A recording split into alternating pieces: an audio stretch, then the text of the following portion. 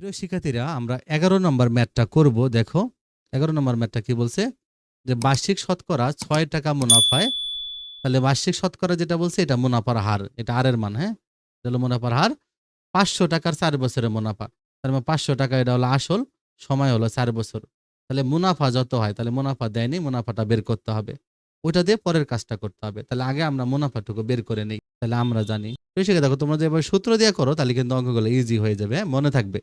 Normally করা যায় অনেকভাবে, বাট ওগুলো কিন্তু মনে থাকবে না। তাহলে আমরা জানি আই মানে কি লেখা যায়, আই মানে P R N, P R N. এখন আমরা তো মুনাফা বের করব, মুনাফা মানে আই, আই বের করব। তাহলে আমার বাকি মানগুলো তো দেওয়া আছে কিনা আমরা দেখব।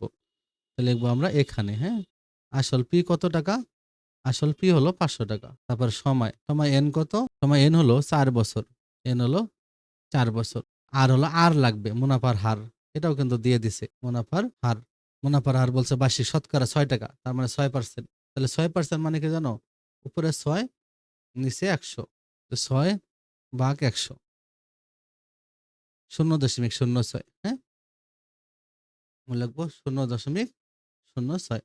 আমরা ভাগ করে নিব, কারণ নাহলে ইজি হয়ে যাবে তখন ম্যাথে বসাইতে। হ্যাঁ, তাহলে আমরা কি করব, মুনাফা বের করব। মুনাফা আয় মানে কোশ্চেন মার্ক, এটা আমরা আগে বের করে নিব। দেখো আমরা মান বসাবো। পির মান কত, পির মান ৫০০, ৫০০ গুণন আর এর মান কত, ০.০৬, ০.০৬। আর সময় কত, এন এর মান কত, এন হলো ৪, এটা আমরা বসাবো। তাহলে ৫০০ গুণন ০.০৬ গুণন ৪ আমরা গুণ করব। হ্যাঁ, তাহলে ৫০০ গুণন ০.০৬ গুণন ৪, দেখো ১২০ হয়ে গেছে। তাহলে কত, ১২০। তাহলে মুনাফা কত, ১২০ টাকা, তাই না? তাহলে নরমাল মুনাফা কত পেলাম আমরা, ১২০ টাকা পেলাম। কিন্তু ও বলছে এখানে কি বলছিল যে মুনাফা যত হয়, তাহলে মুনাফা কত হলো, মুনাফা যত হয় বলছে, মুনাফা কত হলো ১২০ টাকা। এবার কি বলছে দেখো, বার্ষিক শতকরা ৫ টাকা মুনাফায়, তাহলে মুনাফার হার এবার ৫%, কত টাকার, মানে আসল বের করতে বলছে। আসল টাকা কত টাকার, ২ বছর ৬ মাসের মুনাফা তত হবে। তাহলে মুনাফা ওই ১২০ ধরতে হবে, আর ২ বছর ৬ মাস ধরতে হবে, আর কত টাকা মানে আসল বের করতে হবে। তাহলে আবার আমরা জানি লিখবো, হ্যাঁ, আই মানে পিআরএন, সেম জিনিসই জানি। হ্যাঁ, পিআরএন। কিন্তু এখানে দেখো মুনাফা আগেরটাই ধরতে বলছে, তার মানে আই ঠিক থাকবে, আই চেঞ্জ হবে না। তারপরে আসল নতুন হয়ে যাবে, তাহলে পি প্রাইম দিয়ে দিব। আর কিন্তু আর চেঞ্জ, তাহলে আর প্রাইম দিয়ে দিব। হ্যাঁ, তারপর এন কিন্তু ২ বছর ৬ মাস চেঞ্জ, তাহলে এন প্রাইম দিয়ে দিব। হ্যাঁ, তাহলে এভাবে আমরা সূত্রগুলো আলাদা দিয়ে দিব। ঠিক আছে, আমরা I equal to P prime R prime N prime দিয়ে দিলাম আলাদা করার জন্য। ঠিক আছে, এখন আমরা কি করব, এখানে মানগুলো দেখব কার কোনটা। ঠিক আছে, এখানে, এখানে মুনাফা, মুনাফা তো আমাদের আগেরটাই ধরতে বলছে, তাই না? আই মানে ১২০। তাহলে দেখো এটা যেহেতু আমরা আগের আই ব্যবহার করলাম, এই জন্য আমরা আই প্রাইমটা দেইনি। হ্যাঁ, আলাদা বোঝাইতে হবে, তা না হলে একই হয়ে যেতে পারে। হ্যাঁ, তাহলে আই মানে ১২০ টাকা। তাহলে আবার পি প্রাইম মানে আসল, তাই না? আসল তো আমরা বের করব। তাহলে আমাদের মানে মুনাফার হার লাগবে। মুনাফার হার কত দেখো, মুনাফার হার, মুনাফার হার আর কত দেওয়া আছে এখানে দেখো, বার্ষিক শতকরা ৫ টাকা বলছে, তাহলে ৫%, ৫%, ৫% মানে উপরে ৫ নিচে ১০০, তাহলে ০.০৫ হবে এটা। তারপরে কি সময়, সময়, তাহলে এখানে আমরা আর প্রাইম ইউজ করব। হ্যাঁ, সময় এন প্রাইম ইউজ করব। ঠিক আছে, সময় কত, এখানে ২ বছর ৬ মাস, তাহলে ২ বছর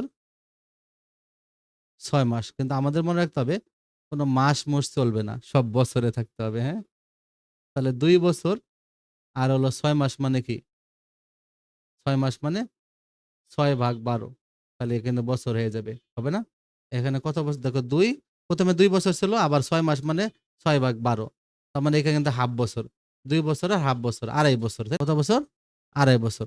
দেখো ২ বছর আমরা লিখছি, আর ৬ মাসকে আমরা কিন্তু ৬/১২ দ্বারা ভাগ দিলে কিন্তু, মাসকে ১২ দ্বারা ভাগ দিলে বছর পাওয়া যাবে। তাহলে এখানে কিন্তু ৬ দিয়ে ১২ কে ভাগ করলে ২ হবে, তাহলে ২, হ্যাঁ, যোগ উপরে ১ নিচে ২, এত বছর। এটা যদি আমরা করি, ঠিক আছে, তাহলে ২ দোকানো ৪ আর ১ ৫, ৫/২ বছর। হ্যাঁ, 5/2 বছর।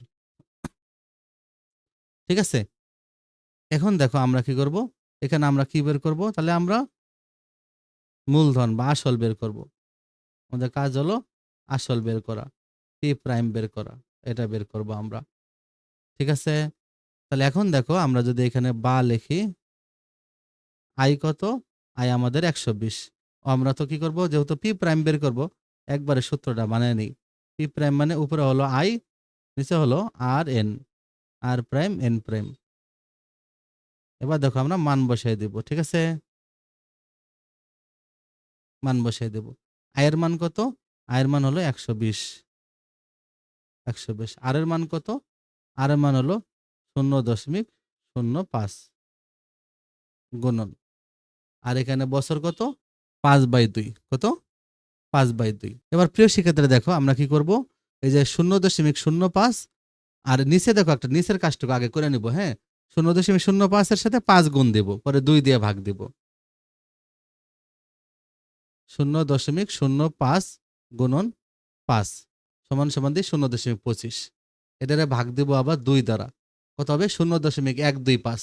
তাহলে এর নিচে বেড়েছে 0.125। তাহলে 120কে এটা দিয়ে ভাগ দিব। তাহলে আমরা কি করব? 120 ভাগ দিব 0.125। দেখো কত বেরোয়? 960 বেরোয়। তাহলে আমরা কি লিখব? সমান সমান 960। ঠিক আছে? 960। তাহলে পি প্রাইম কত? 960। তাহলে সুতরাং আসল আসল কত?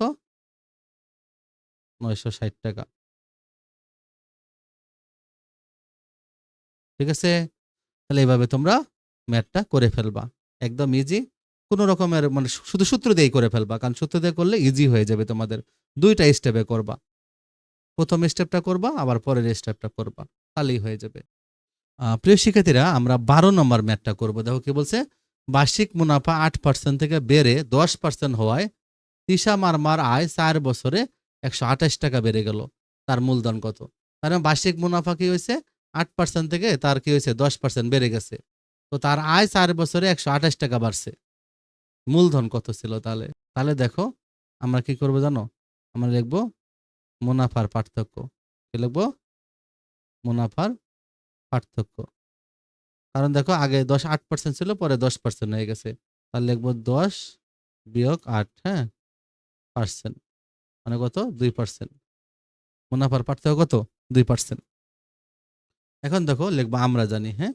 আমরা জানি। আমরা কি জানি? আই মানে পিআরএন।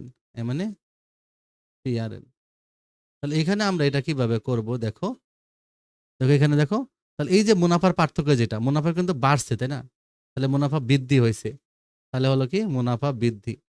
যেটা মুনাফা বৃদ্ধি, এটাকেই আমরা কি করব? আয় হিসাবে ইউজ করব, হ্যাঁ? মুনাফা বৃদ্ধি। মুনাফা বৃদ্ধি কত টাকা হয়েছিল দেখো ৪ বছরে? ১২৮ টাকা হয়েছিল। তাহলে এটাকে আমরা আয় হিসাবে ইউজ করব। সব বৃদ্ধি কিন্তু, হ্যাঁ? ১২৮ টাকা। ঠিক আছে? মুনাফা বৃদ্ধি, এটাই হলো মুনাফা। মানে আয় ১২৮ টাকা। এবার মুনাফার হার বৃদ্ধি, তাই না? দেখো এইখানে আমরা সবগুলোতে বৃদ্ধি তাহলে আমরা ইউজ করতে পারবো এভাবে সূত্রটা। ঠিক আছে? মুনাফার হার বৃদ্ধি। নরমাল তো মুনাফার হারের সূত্র, হার মানে হার। বাট এখানে আমরা সবগুলোতে বৃদ্ধি দিয়ে আমরা ইউজ করতে পারবো। 2%। 2% মানে উপরে 2, নিচে হলে 100। তাহলে 0.02 এটা। সময়।